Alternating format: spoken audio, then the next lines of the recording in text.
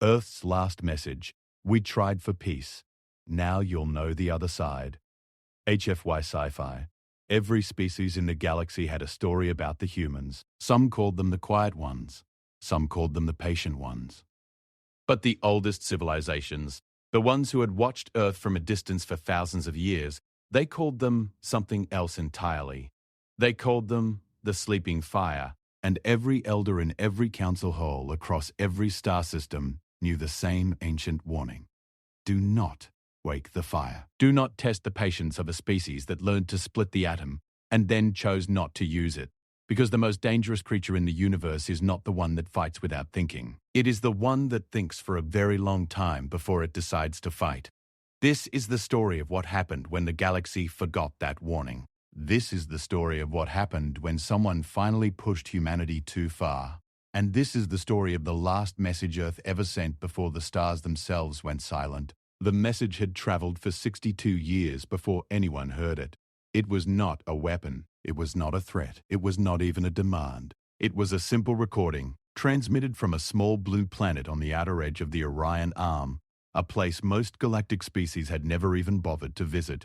The message was short. It carried the voice of a woman, calm and steady, speaking in a language that no alien had heard before, but that the universal translators could process without difficulty.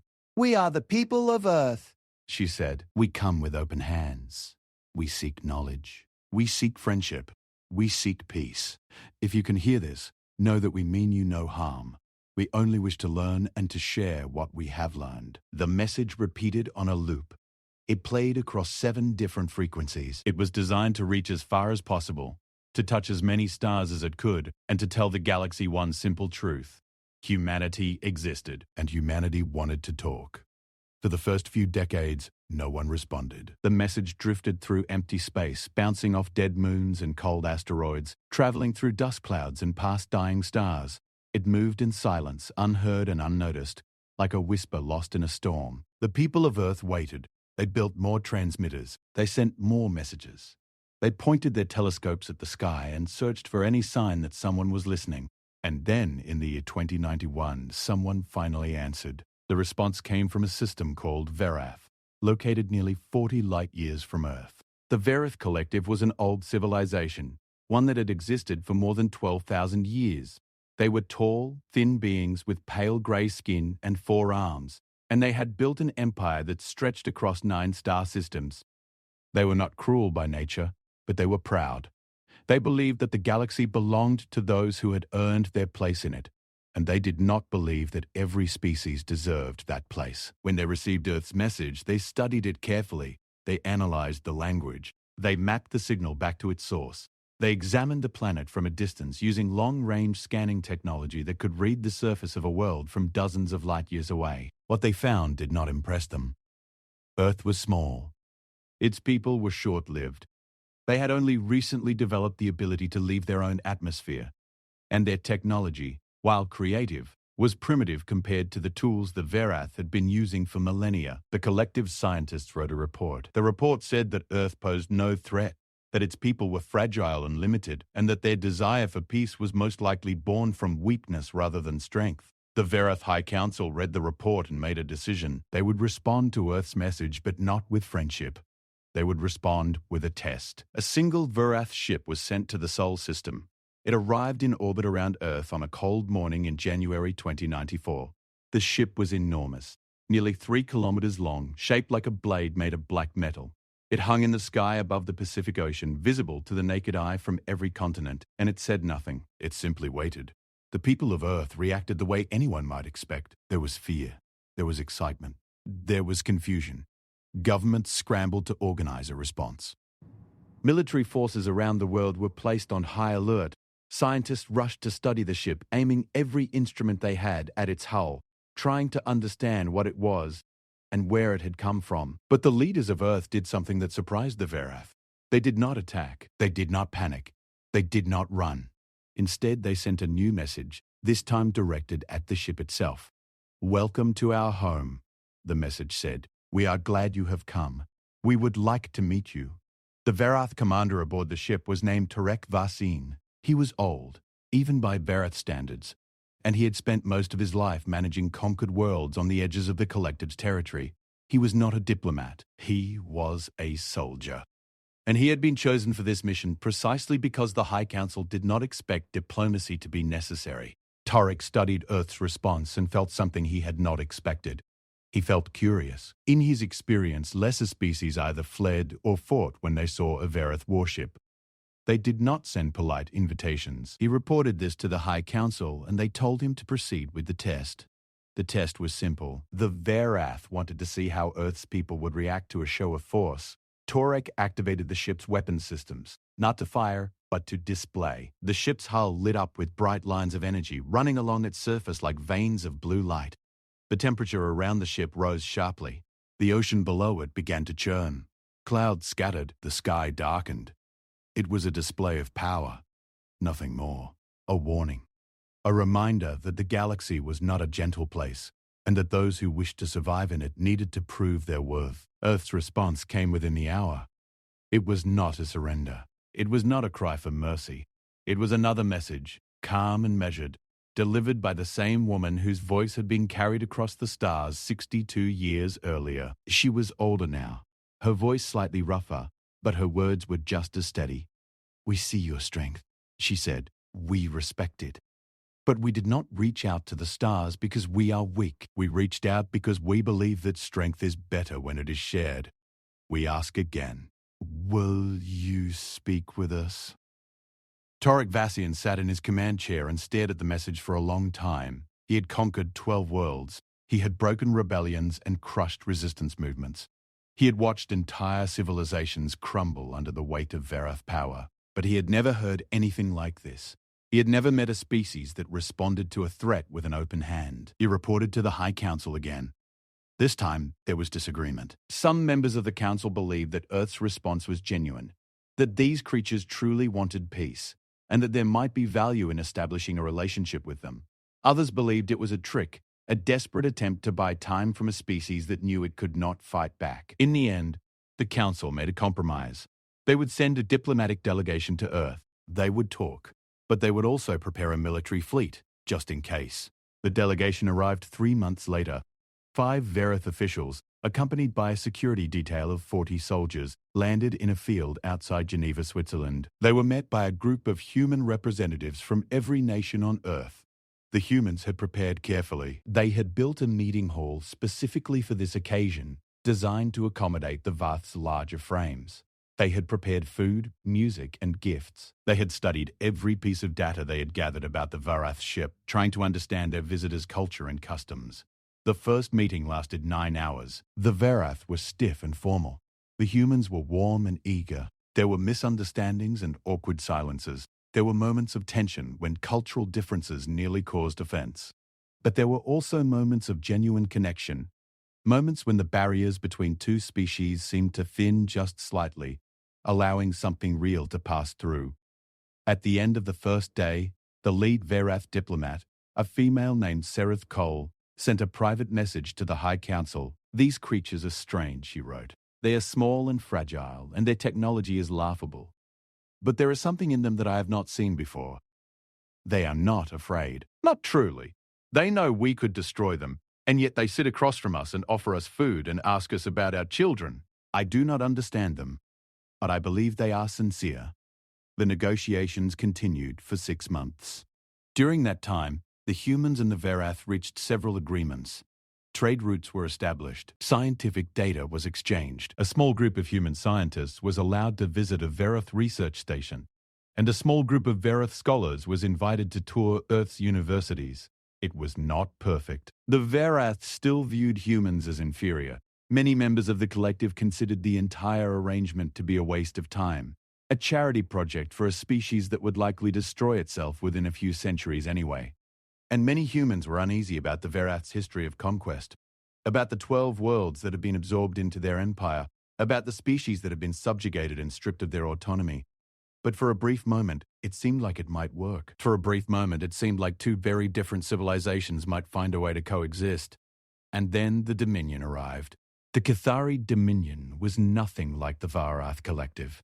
Where the Varath were proud but rational, the Cathari were zealous and absolute. They were a warrior species, tall and heavily muscled, with thick dark skin and eyes that glowed faintly in the dark. They had built their empire not through negotiation or diplomacy, but through pure, relentless violence. They believed that the galaxy was a crucible, a place where only the strongest deserved to exist, and they had spent the last 2,000 years proving that belief by destroying every civilization that stood in their path.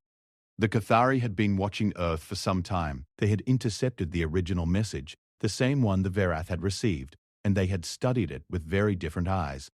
Where the Verath had seen a weak and harmless species, the Cathari saw something else entirely. They saw a species that was spreading, a species that was reaching out, making connections, building alliances, a species that, if left unchecked, might one day become a problem. The Cathari did not believe in waiting for problems to grow. They believed in cutting them down while they were still small. Their fleet appeared at the edge of the Sol system on a Tuesday morning in March 2095. It was not a single ship. It was not a small force sent to test or observe. It was a full invasion fleet. 200 warships, each one bristling with weapons that could crack a planet's crust from orbit. They came without warning. They came without a message. They came with one purpose and one purpose only: to end humanity before it began. The Verath delegation was still on Earth when the Cathari fleet was detected. Seraph Karl received the news first through a private channel from the collective. Her face went pale, which for a Verath meant her grey skin turned almost white. She found the human leaders immediately and told them what was coming. "You need to evacuate," she said. "You need to run. Take as many of your people as you can and leave this system. The Cathari do not negotiate. They do not take prisoners. They will burn your world, and they will not stop until every human is dead." The human leaders listened. They asked questions. They gathered data. And then they did something that shocked Seraph Karl to her core. They said no. "We are not leaving," said General Marcus Cole, the man who had been appointed to lead Earth's defense coordination. He was a tall man with grey hair and calm eyes, a soldier who had spent 30 years fighting wars that now seemed impossibly small. "This is our home. We will not abandon it." Seraph stared at him. "You do not understand," she said. "The Cathari have destroyed civilizations far more advanced than yours. Your weapons cannot touch their ships. Your defenses cannot stop their bombardment. If you stay, you will die, all of you." General Cole looked at her for a long moment. Then he smiled, and it was not a smile of ignorance or false bravery. It was something else entirely, something that made Seraph Cole, for the first time in her long life, feel genuinely uncertain. "With all respect, Ambassador," he said, "you have seen our cities and our universities and our art. You have seen the face we show to those who come in peace." He paused. "You have not seen the other face?" Seraph did not understand what he meant. Not yet. Within hours of the Cathari fleet's detection, something changed on Earth. Something deep and fundamental shifted. The planet that had spent the last year showing its guests its kindness, its curiosity, its desire for connection, that planet disappeared.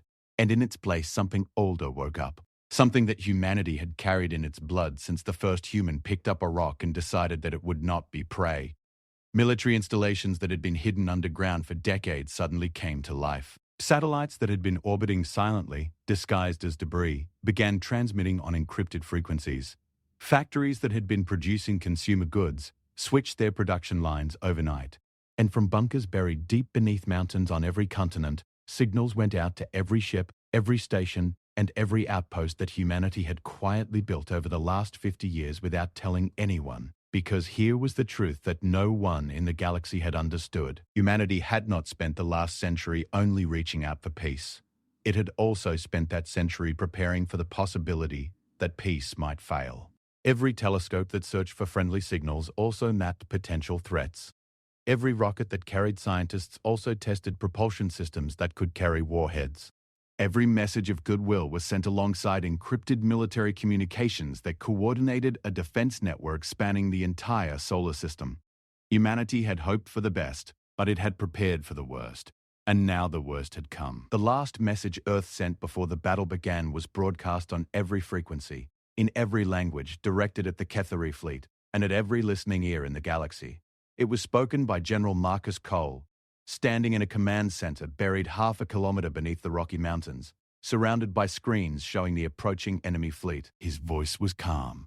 His words were clear. To the Kethari Dominion, and to all who are listening, we are the people of Earth. For 62 years, we have sent messages of peace into the stars. We have offered friendship. We have offered cooperation. We have opened our hands and our hearts to anyone willing to meet us halfway. We tried for peace. We tried with everything we had. He paused, and when he spoke again, his voice had changed. It was harder, colder, like iron being drawn from a forge. Now you will know the other side. The transmission ended. The frequencies went silent. And in the darkness of space, the Cathari fleet moved closer, unaware that they were not approaching a defenseless world. They were approaching a trap that had been 62 years in the making. The Cathari war fleet moved through the outer reaches of the Sol system like a dark tide rolling across an empty ocean. 200 ships in perfect formation, each one a weapon of total destruction, each one carrying soldiers who had never known defeat. Their commander, Warlord Draven Karl, stood at the center of his flagship and watched the small blue planet grow larger on his display screens. He felt nothing for it. He had burned worlds far more beautiful than this one. He had silenced species far older than the one that lived on its surface. To him, Earth was just another task. Another name to add to the long list of civilizations the Dominion had erased from existence. His officers had told him that the planet's defenders possessed nothing worth worrying about. Their scans showed primitive nuclear weapons, a handful of orbital stations, and a small fleet of ships that were barely capable of traveling between their own planets.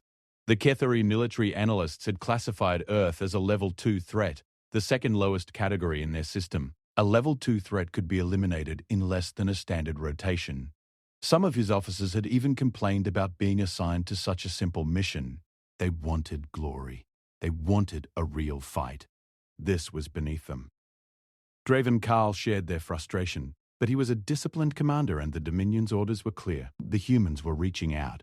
They were making contact. They were beginning to form alliances. If they were allowed to continue, they might one day grow into something that could actually cause trouble. Better to destroy them now while they were still small and weak and unsuspecting. He gave the order to accelerate. The fleet pushed forward, crossing the orbit of Neptune and entering the inner system. And that was when the first anomaly appeared. One of his sensor officers reported a strange energy reading near the asteroid belt between the fourth and fifth planets. It was brief, barely a flicker, and it vanished almost as soon as it appeared. Draven dismissed it. Asteroid belts were full of strange readings, mineral deposits, radiation echoes, solar wind interference. It meant nothing. 5 minutes later, a second anomaly appeared. This time, it was stronger. It came from a different location, near one of the gas giant's moons. Again, it vanished quickly. Again, Draven's officers could not explain it. By the time the third anomaly was detected, this time from directly ahead of the fleet's path, Draven was beginning to feel something he had not felt in a very long time. He was beginning to feel doubt. He ordered a full sensor sweep of the system. His ships scanned everything, every planet, every moon, every rock large enough to cast a shadow. The results came back clean. There was nothing out there except empty space and a small, fragile world waiting to be conquered. But the anomalies continued. Brief flickers of energy, appearing and disappearing across the system like fireflies in the dark. Each one lasted only a fraction of a second. Each one came from a different location. And each one was slightly stronger than the last. Draven Karl did not know it yet, but he was watching the Sol Defense Network come online. Deep beneath the surface of Earth, in the command center under the Rocky Mountains, General Marcus Cole watched the same sensor data that the Cathari were seeing, except he was watching it from the other side. He stood in a room filled with holographic displays, surrounded by officers from every branch of Earth's military. The air was cold and still.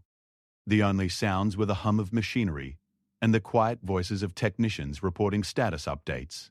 The Sol Defense Network was humanity's greatest secret. It had been built over the course of 5 decades, hidden in plain sight, buried inside asteroids, disguised as space debris, woven into the fabric of the solar system itself. It was not a single weapon or a single shield. It was a system, a web of interconnected stations, platforms, drones, and satellites that stretched from the Kuiper Belt to the orbit of Mercury. Every piece had been designed to look like something else. Mining equipment, communication relays, scientific instruments. Junk. The kind of things that a more advanced civilization would scan and dismiss without a second thought. But each piece was a node in a network that, when activated, could transform the entire solar system into a killing field. Cole had spent his entire career preparing for this moment. He had hoped it would never come. He had prayed that the messages of peace would be enough, that humanity would find friends among the stars instead of enemies. But he was a soldier, and soldiers understood a truth that diplomats sometimes forgot. Peace was not a gift. It was a negotiation. And negotiations only worked when both sides knew that the alternative was unacceptable. Now he was going to show the Cathari what the alternative looked like. "Begin activation sequence," he said quietly. Across the solar system, the network responded. Asteroids that had drifted silently for decades suddenly shifted, revealing weapon platforms hidden inside their hollowed-out cores. Satellites that had been broadcasting weather data and navigation signals switched to military frequencies and began targeting the approaching fleet. Drones that had been sleeping in the rings of Saturn powered up their engines and began moving into position. And from the dark side of Earth's moon, something truly massive began to stir. It was called Project Mjolnir. Named after the hammer of a god from ancient human mythology, it was the largest weapon humanity had ever built. It was a directed energy platform, powered by a fusion reactor the size of a small city, capable of focusing an energy beam so intense that it could punch through the hull of a warship from half a solar system away. It had taken 20 years and the combined resources of every nation on Earth to construct. It had never been tested at full power. No one had ever dared because the energy it released was comparable to a small star going supernova in a focused line. Today it would fire for the first time. The Cathari fleet crossed the orbit of Mars. They were close now, close enough to see Earth with their optical sensors, close enough to identify its continents and oceans.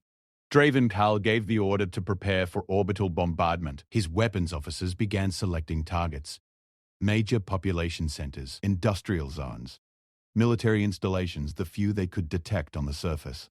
They expected this to take less than an hour.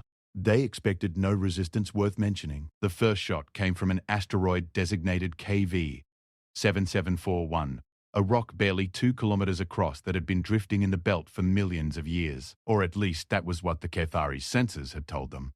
In reality, KV 7741 had been hollowed out 30 years ago and filled with a magnetic accelerator cannon that could fire tungsten rods at a significant fraction of the speed of light. The rod hit the third ship in the Cathari formation. It struck the vessel amidships, punching through its shields and armor as if they were not there.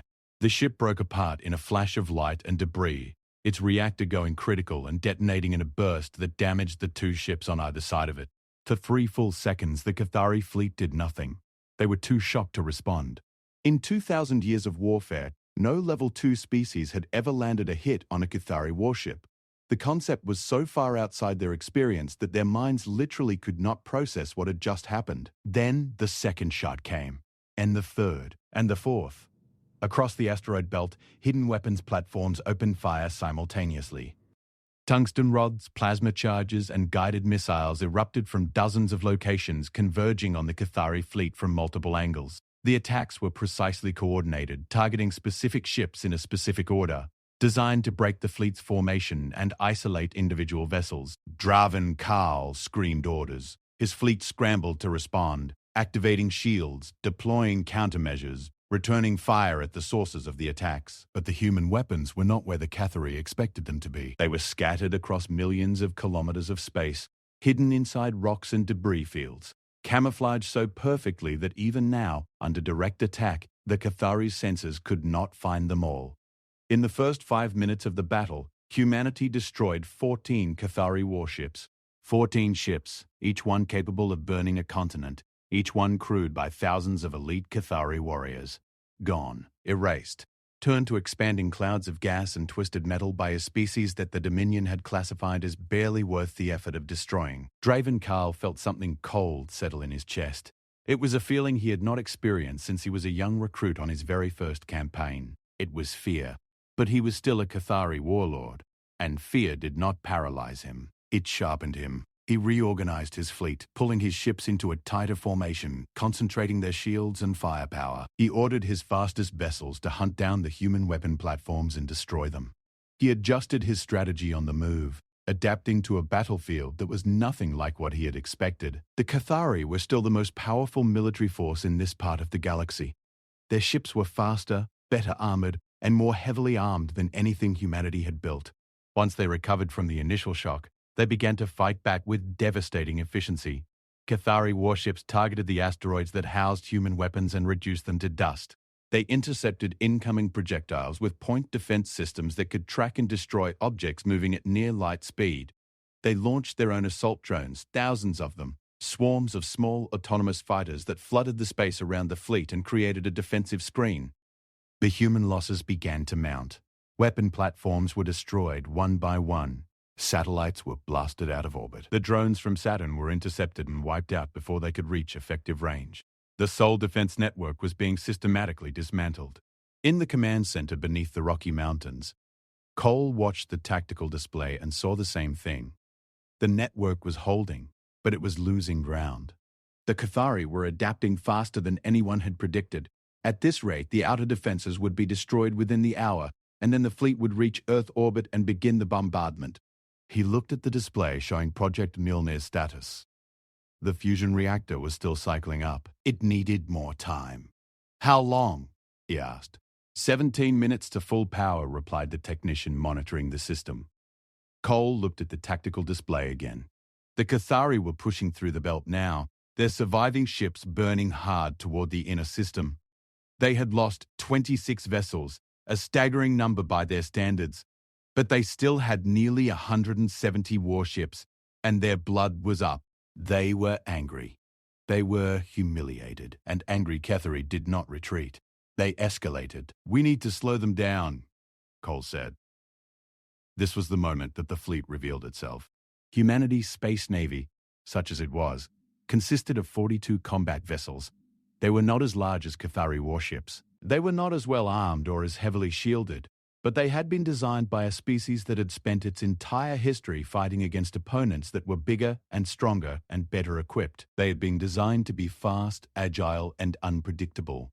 They had been designed to fight dirty. The human fleet launched from hidden berths inside hollowed-out moons and concealed space stations across the inner system. They came from every direction, attacking the Cathari formation from above, below, and from both flanks simultaneously. They did not try to match the Cathari ship for ship. Instead, they used hit-and-run tactics, diving in close enough to deliver a volley of fire and then pulling away before the Cathari could bring their superior weapons to bear. Captain Elena Vasquez commanded the lead squadron from the bridge of the destroyer Defiance. She was a small woman with dark eyes and steady hands, and she had spent the last 15 years training for exactly this kind of fight. Her squadron consisted of 6 ships, each one carrying a crew of less than 50 people. Against them were dozens of Cathari warships, each one crewed by thousands. The odds were insane. Everyone knew it. But Elena Vasquez had read the history of her species, and she knew something that the Cathari did not. Humans had been fighting against insane odds since before they had learned to write. They had stood in mountain passes against armies that outnumbered them 100 to 1. They had crossed frozen rivers in the middle of the night to attack enemies who thought they were safe. They had landed on fortified beaches and climbed cliffs under withering fire because they believed that some things were worth dying for. Earth was worth dying for. Her squadron engaged the Cathari vanguard at close range, weaving between the larger ships with a recklessness that bordered on madness. The Cathari were not used to fighting opponents who flew like this, opponents who seemed to have no regard for their own survival, who drove their ships directly into the teeth of the enemy's guns. The human pilots used every piece of debris, every shattered asteroid, every expanding cloud of wreckage as cover. They fired their weapons at point-blank range, targeting engines and sensor arrays and weapon ports with a precision that the Cathari found almost insulting. 3 human ships were destroyed in the first engagement. Their crews died instantly, vaporized by Cathari energy weapons that overloaded their shields in a single volley.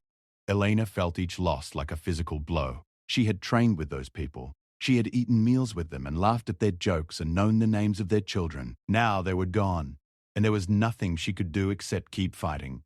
The battle raged for nearly an hour. The human fleet fought with a ferocity that stunned the Cathari. Every ship that was damaged continued to fight until it was destroyed. Every pilot who lost their primary weapons switched to ramming courses, driving their crippled vessels directly into Cathari warships and detonating their reactors on impact. The Cathari had seen suicidal tactics before, from desperate species in the final moments of their extinction, but they had never seen it executed with such cold, calculated precision. The humans were not panicking. They were not desperate. They were buying time, and they were willing to pay for it with their lives. By the time the human fleet was reduced to 19 ships, the Cathari had lost another 31 vessels. Their formation was broken. Their advance had been slowed by nearly 40 minutes. And deep inside the moon, Project Mjolnir's reactor reached full power. General Cole received the notification on his display, a single green light, steady and bright. He closed his eyes for a moment. When he opened them, his face was set like stone. "Fire!" he said. The beam that erupted from the lunar surface was visible from Earth. It cut across the sky like a line drawn by a god, a brilliant white lance of focused energy that stretched from the moon to the Cathari fleet in less than a heartbeat. It struck the center of their formation, hitting the flagship directly. Draven Karl's ship did not explode. It simply ceased to exist. The energy beam passed through it so completely that there was nothing left to burn. One moment, it was the most powerful warship in the Cathari fleet.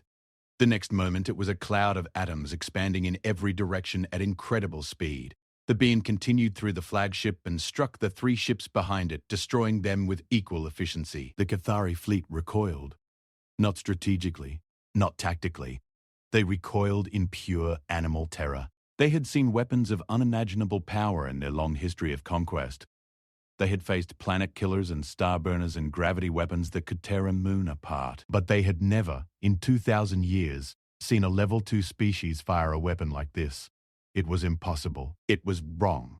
It was as if an insect had suddenly breathed fire. The beam fired 3 more times before the Cathari fleet managed to scatter beyond its effective range.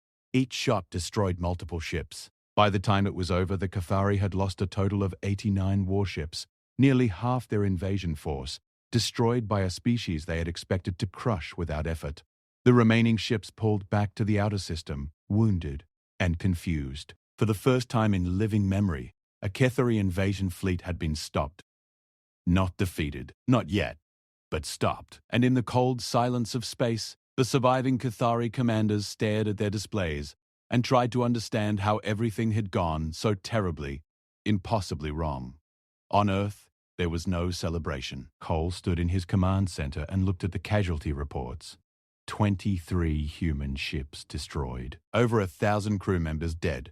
Dozens of defense platforms gone. Project Mjolnir's reactor was overheating and would need hours to cool down before it could fire again. They had hurt the Cathari. They had shocked them.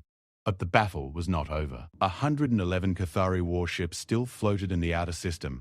And Draven Karl, if he was still alive in one of those ships, was not the kind of commander who accepted defeat. Cole knew what was coming. The Cathari would regroup. They would adapt. They would come again. And this time they would be prepared for Earth's surprises. He looked at the communication console and made a decision.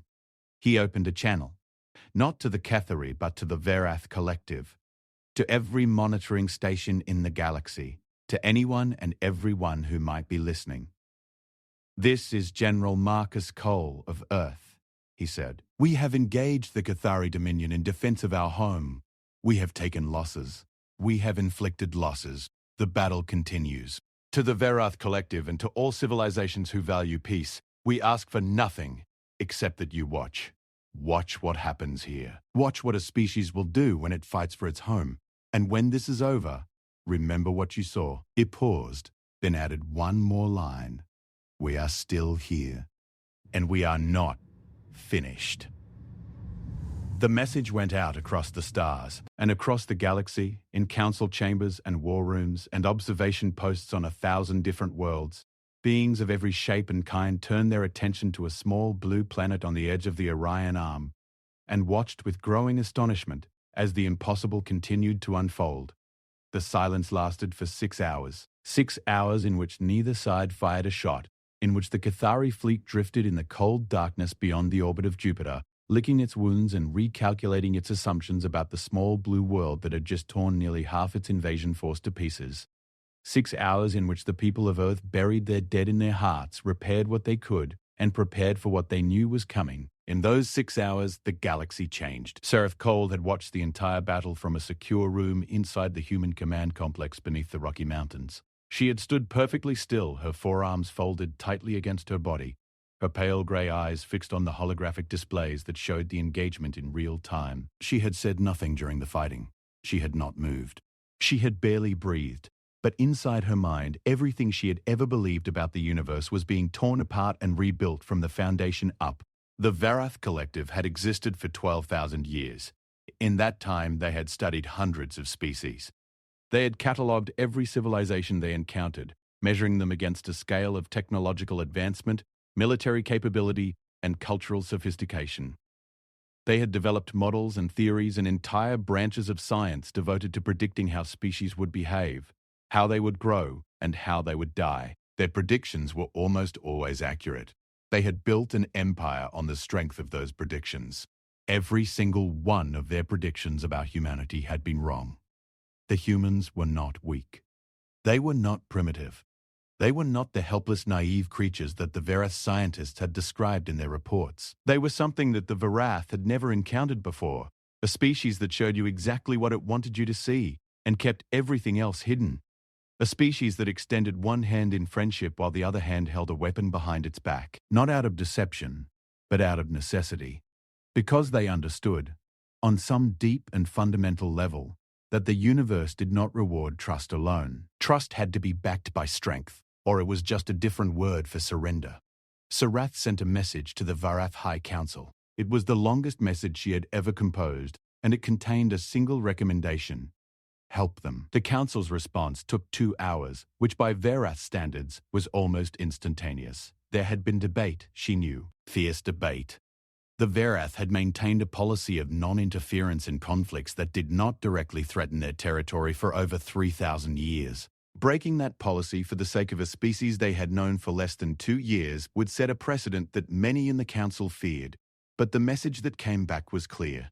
3 Varath battle groups were already on their way to the Sol system. They would arrive in approximately 14 hours. Sereth went to find General Cole and told him. The old soldier listened, nodded once, and then did something that caught her off guard. He reached out and took her hand. His grip was warm and firm, and his eyes, tired and red from hours without sleep, held a gratitude so deep that it needed no words. Varath did not touch outsiders. It was considered deeply intimate in their culture, but Sereth did not pull away. She understood that in human culture, this gesture meant something important, and she allowed it. "Thank you," Cole said simply. "Do not thank me yet," Sereth replied. 14 hours is a long time. She was right. Because at that very moment, in the outer system, the Cathari were finishing their preparations for a second assault. The command of the Cathari fleet had passed to Sub-Warlord Kalen Vor, a younger officer who had served as Draven Karl's second in command. Kalen was different from his predecessor. Where Draven had been experienced and disciplined, Kalen was ambitious and ruthless. He had watched his commander die in a flash of impossible light, and the rage that burned inside him was not the cold, controlled anger of a veteran. It was the hot, reckless fury of a warrior who had been humiliated and wanted blood. But Kalen was not stupid. He had studied the battle data. He had analyzed the human weapons and tactics. He had identified patterns and weaknesses. The asteroid-based weapons were powerful but stationary. Once located, they could be destroyed from a distance. The human fleet was brave but small, and it had already lost more than half its ships. And the weapon on the moon, the terrible beam of light that had killed Draven, it had fired only 4 times before going silent. It needed time to recharge. That was its weakness. Kalen's plan was brutal in its simplicity. He would split his fleet into 3 groups. The first group would advance directly toward Earth, drawing fire from the remaining human defenses and the moon weapon. The second group would circle wide and approach from below the system's orbital plane, targeting the lunar weapon platform before it could fire again. And the third group, the smallest but fastest, would break through whatever defenses remained and begin the orbital bombardment of Earth itself. He did not care how many ships he lost. He only cared about results. Earth would burn. The humans would die, and the galaxy would remember that the Cathari dominion was not to be defied. The second wave hit like a hammer. The first group came screaming in from the outer system at maximum speed, their weapons firing continuously, filling the space ahead of them with a wall of energy that destroyed everything in its path. Defense platforms, satellites, debris, anything the humans had placed between the fleet and Earth was vaporized. The Cathari had learned from the first battle. They no longer flew in tight formation. They spread out, giving each ship room to maneuver, making it impossible for a single weapon to hit multiple targets. Cole watched them come and felt the weight of it settle on his shoulders. Project Mjolnir was still cooling. It would not be ready for another 3 hours. The remaining defense network was scattered and depleted. His fleet, what was left of it, had 19 ships crewed by exhausted men and women who had already fought the hardest battle of their lives. But he had one more card to play. It was called the Orpheus Protocol, and it was the darkest secret in Earth's arsenal. It was not a weapon in the traditional sense. It was a network of autonomous systems, thousands of small devices scattered throughout the inner solar system, each one no larger than a human fist. They had been deployed over the course of 30 years, seeded into the orbits of planets and moons and asteroids, drifting silently, waiting for a signal that everyone had hoped would never be sent. Each device contained a miniature fusion charge and a guidance system. Individually, they were insignificant, but collectively, activated and coordinated by the Sol Defense Network's central computer, they became something terrifying. They were smart minds capable of independent navigation, capable of identifying and tracking enemy vessels, capable of accelerating to tremendous speeds and detonating against their targets with the force of a small nuclear explosion. There were thousands of them, and they were everywhere. Cole gave the order. Across the inner system, the Orpheus devices woke up.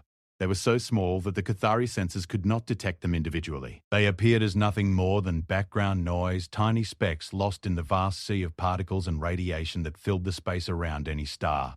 But they were moving, slowly at first, then faster, converging on the approaching Cathari ships like a swarm of invisible hornets. The first Cathari ship to be hit was a destroyer on the leading edge of the first group. 3 Orpheus devices struck it simultaneously, penetrating its shields at 3 different points and detonating inside the ship's hull. The destroyer broke apart from the inside, its armor splitting open like a cracked eggshell. Before the debris had finished expanding, 5 more ships were hit. Then 10, then 20. The Cathari fleet erupted in chaos. Ships began firing wildly, trying to shoot down threats they could barely see. Point defense systems designed to intercept missiles and projectiles struggled to target objects so small and so numerous. It was like trying to swat a cloud of gnats with a sword. For every device they destroyed, 3 more appeared. Kalen Vor roared orders from his new flagship, trying to maintain control of a battle that was spiraling beyond his ability to manage. His plan had been designed to overwhelm the human defenses through sheer force. He had not anticipated this, a weapon that was not a single devastating strike but 1,000 tiny cuts, bleeding his fleet from every direction simultaneously. But the Cathari were still Cathari. They were warriors bred for battle, conditioned from birth to fight through pain and confusion and fear. Their captains adapted. They began using their ship's engines to create thermal wakes, superheated trails of plasma that destroyed the Orpheus devices before they could get close. They adjusted their shield frequencies, creating layers of protection that the small fusion charges could not penetrate. They formed defensive clusters, with larger ships protecting smaller ones, and began pushing forward through the swarm with grinding, bloody determination. The human fleet met them at the orbit of Mars. Captain Elena Vasquez had 19 ships.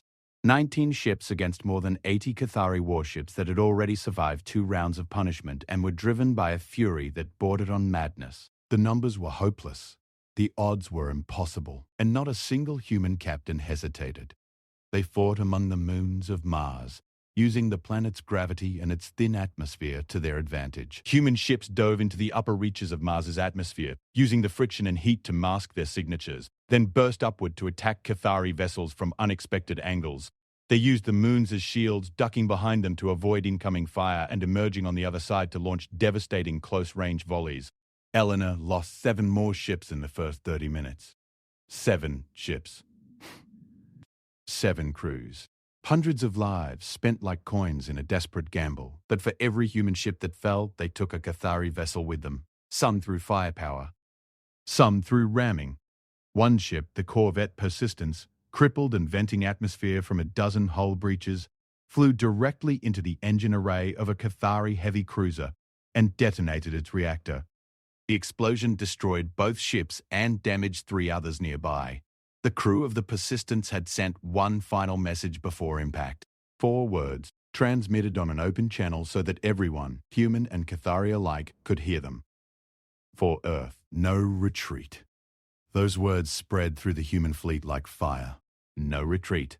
It became a mantra, a prayer, a battle cry that was repeated on every ship, in every cockpit, in every gun turret. No retreat. We stand here. We die here if we must. But we do not step back. The Cathari second group, the one that Kalen had sent to destroy the lunar weapon platform, reached the moon 3 hours into the second battle. They found Project Mjolnir's installation on the far side, a massive facility carved into the lunar rock, its fusion reactor visible as a faint glow beneath the surface. 20 Cathari warships converged on it, their weapons powered and ready. They were met by something none of them expected: ground defenses. The moon had been fortified over the last 50 years, its surface dotted with concealed gun emplacements, missile silos, and automated defense turrets. As the Cathari ships descended toward the installation, the lunar surface came alive with weapons fire. Projectiles and missiles streaked upward from craters and ridges, slamming into the Cathari ships with relentless accuracy. The Cathari returned fire, their energy weapons scorching the lunar surface and destroying defense positions one by one. But the moon's defenders fought with the same stubborn, unyielding determination that characterized everything humanity did in this battle. Every gun that was silenced was replaced by 2 more. Every missile silo that was destroyed had already launched its payload. The lunar garrison, 3,000 men and women who had volunteered to man a post that everyone knew would be the enemy's primary target, fought without pause and without mercy. They held the Cathari at bay for 2 hours. 2 hours of constant bombardment, of explosions that sent plumes of lunar dust kilometers into the black sky, of soldiers fighting in vacuum suits among the craters with nothing but rifles and courage. They lost more than 1/3 of their number, but they held. And when Project Mjolnir's reactor finally reached full power again, the surviving garrison members did something extraordinary. They opened a channel to the Cathari ships overhead, and they laughed. The beam fired. It punched through the nearest Cathari warship and continued into the one behind it, and the one behind that. 3 ships annihilated in a single shot. The beam fired again, and again, and again. 4 shots. 12 ships destroyed before the surviving Cathari vessels fled the lunar approach in complete disarray. In the space around Mars, the main battle was reaching its climax. The Cathari first group had been reduced to less than 50 ships, battered and bleeding from the Orpheus swarm and the relentless attacks of the human fleet. Kalen Vor's third group, the fast attack force meant to break through to Earth, had been intercepted and mauled by a combination of orbital defense stations and the last of the human destroyers. The Cathari had lost over 140 ships. Nearly 3/4 of the invasion fleet that had entered the Sol system with such confidence was gone. The remainder was scattered, disorganized, and for the first time in the entire history of the Cathari Dominion, uncertain. Kalen Vor stood on the bridge of his flagship and stared at the tactical display. He could see Earth, still untouched, still blue and green and alive, floating in the darkness like a jewel. He could see his remaining ships, damaged and depleted, their crews exhausted and demoralized. And he could see, on the edge of his long-range sensors, something new: ships. Many ships, approaching the Sol system from the direction of Verath space. The Verath battle groups arrived like a wall of steel. 48 warships, each one larger and more advanced than anything in the Cathari fleet, dropped out of faster-than-light travel at the edge of the system and immediately broadcast a message on all frequencies. This is the Verath Collective 3rd, 7th, and 12th battle groups. We are here in support of the people of Earth. All Cathari vessels will withdraw from the Sol system immediately. Any vessel that fails to comply will be destroyed. He looked at his broken fleet. He looked at Earth, still defiant, still unconquered, defended by a species that, by every measure, should have been helpless. And he made his decision. Not out of wisdom, not out of mercy, but out of cold, practical calculation. He could not win this fight. Not today. Not against the humans and the Verath combined. Continuing the battle would mean the destruction of his entire fleet, and the Dominion could not afford that loss. He gave the order to withdraw. The remaining Cathari ships turned and retreated, accelerating toward the outer system and the safety of open space. They left behind the wreckage of 143 warships, the bodies of hundreds of thousands of Cathari warriors, and something far more significant, they left behind the unshakable belief that the Cathari Dominion was invincible. On Earth, the news of the withdrawal spread quickly. People emerged from shelters and basements and underground bunkers, looking up at a sky that was still streaked with the fading trails of the battle. There were no cheers. Not immediately. The cost had been too high for cheering. Thousands of human defenders had died. Ships had been lost. Families had been broken. The scars of this day would take generations to heal. But they were alive. Earth was alive. Humanity was alive. General Cole stood in his command center and allowed himself to lean against the console. He was exhausted, his body running on nothing but willpower and caffeine. Around him, his officers were crying and embracing each other. He let them. They had earned it. Elena Vasquez brought her battered destroyer home with a crew of 23, less than half the number she had launched with. As the Defiance limped into Earth orbit, passing through fields of debris that had once been ships on both sides, she looked out the viewport at the planet below. The clouds were tinged orange from the reflected light of wreckage burning up in the atmosphere. It was the most beautiful thing she had ever seen. Sereth Cole found Cole an hour after the battle ended. She stood in the doorway of the command center and looked at the old human soldier with eyes that held a new kind of respect.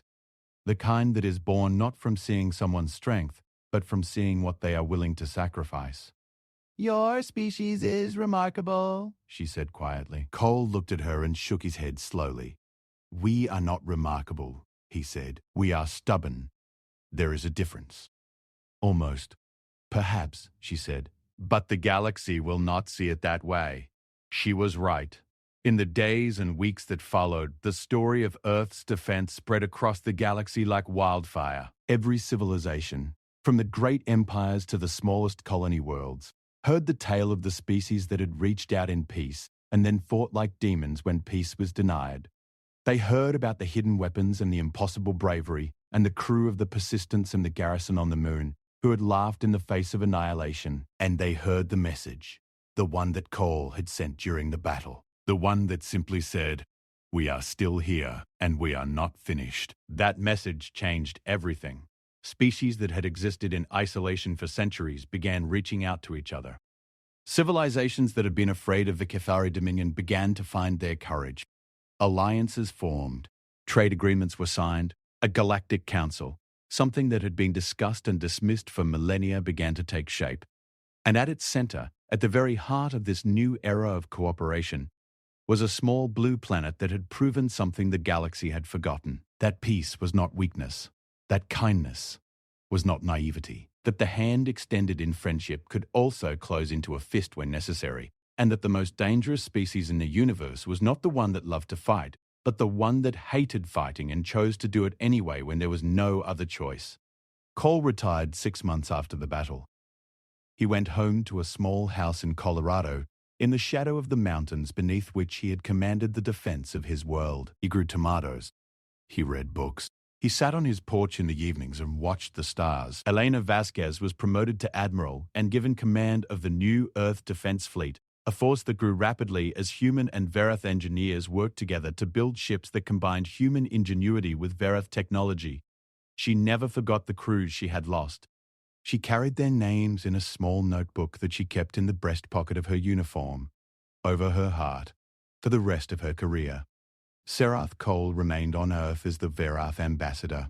She became one of the strongest advocates for the new Galactic Council, arguing passionately that the galaxy needed to move beyond the old ways of isolation and conquest. In private, she told her colleagues on the Verath High Council that her time on Earth had taught her something that 12,000 years of Verath civilization had not. That true strength was not about what you could destroy, it was about what you were willing to protect. And somewhere in the deep archives of the Galactic Communication Network, the original message still played. The one that had started it all. The voice of a woman, steady and calm, reaching out across the void. We are the people of Earth. We come with open hands. But now, attached to that message, was a second recording. added after the battle, sent alongside the original, so that anyone who heard the invitation would also hear the warning. It was Cole's voice, tired but unbroken, carrying the weight of everything humanity had endured and everything it had proven. We tried for peace. We tried with everything we had.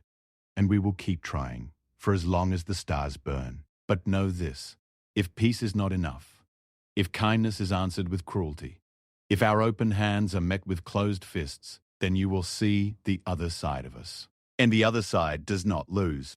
The message traveled outward, moving at the speed of light, spreading across the galaxy in an ever-expanding sphere of sound. It reached worlds that had never heard of Earth and civilizations that had not yet learned to listen. It moved through empty space and past dying stars and into the dark places between galaxies where nothing lived and nothing grew. And everywhere it went, it carried the same truth, the same promise, the same warning. Humanity was here. Humanity wanted peace. But if you came for them, if you threatened their home, their families, their future, then God help you, because they would not stop. They would not surrender. They would not break. They were human, and that, in the end, was enough.